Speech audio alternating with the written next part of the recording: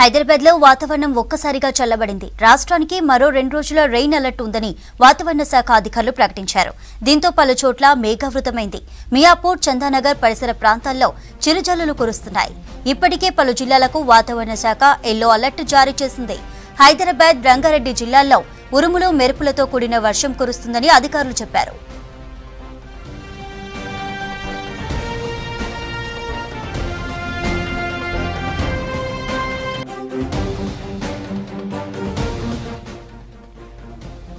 తెలంగాణలో వచ్చే 4-5 రోజుల పాటు తేలికపాటి వర్షాలు కురిసే అవకాశం ఉందంటున్న వాతావరణ శాఖ అధికారి నాగరత్నతో మౌనిక ఫేస్ టు ఫేస్. ప్రతి కాలంతో పోలిస్తే ఈ ఏడాది ఎండాకాలం కాస్త ముందుగానే వచ్చింది. నిన్న మొన్న కొన్ని ఏరియాల్లో కూల్ వాతావరణం కనిపించింది. కారణాలని తెలుసుకుందాం. ప్రజలు మనతో పాటు బేగంపేట వాతావరణ కేంద్రం నుంచి డైరెక్టర్ నాగరత్న మేడం మనతో మాట్లాడదాం. మేడం, ఈ చాలా ఫాస్ట్గా వచ్చింది. పబ్లిక్ ఇప్పటికే చాలా ఇబ్బంది పడుతున్నారు. సో ఈ ఓవరాల్గా ఈ ఇయర్ ఎలా ఉండబోతుంది ఎండాకాలం? ఓవరాల్గా చూసుకున్నట్లయితే ఫోర్కాస్ట్ ప్రకారంగా ఈ మార్చ్ ఫస్ట్ వీక్లో ఏదైతే రిలీజ్ చేశారో దాని ప్రకారంగా చూసుకుంటే మార్చ్, ఏప్రిల్, మే ఎండాకాలంలోని ఈ వడగాల్పులు, తీవ్ర వడగాల్పులు కూడా ఉండే అవకాశం ఉంది. అట్లాగే మార్చి నెలలో కూడా వడగాల్పులు ఒక 4-5 రోజుల వరకు కూడా ఈ నెలలో 30 రోజుల్లో ఉండే అవకాశాలు కనిపిస్తున్నాయి.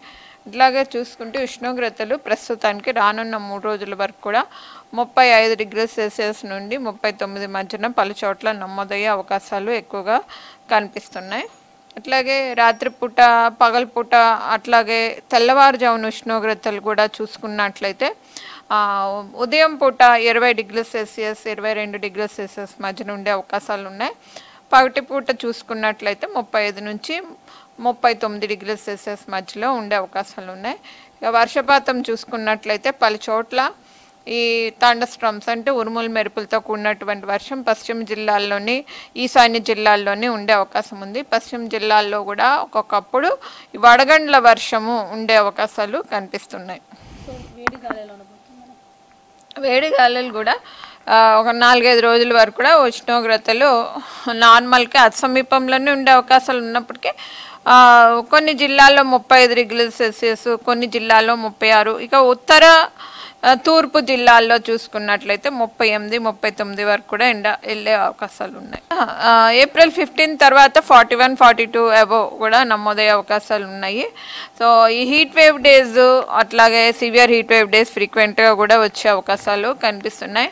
అట్లాగే తెలంగాణ దక్షిణ ప్రాంతంలో ఉత్తర భాగానికన్నా ఎక్కువగా ఉండే అవకాశాలు ఉన్నాయి. ఉత్తర భాగంలో కూడా ఖమ్మం, భద్రాచలం ఈ ప్రాంతాల్లో 47 డిగ్రీల సెల్సియస్ వరకు కూడా ఉండే అవకాశాలు ఉన్నాయి. ఎల్నినో ప్రభావం ప్రస్తుతం కొనసాగుతుంది. ఎల్నినో ప్రభావం ఏప్రిల్, మే వరకు కూడా కొనసాగే అవకాశాలు ఉన్నాయి. ఎక్కువగా కూడా ఈరోజు, రేపు చూసుకున్నట్టు పశ్చిమ జిల్లాలు, ఈశాన్య జిల్లాల్లో ఉండే అవకాశం ఉంది.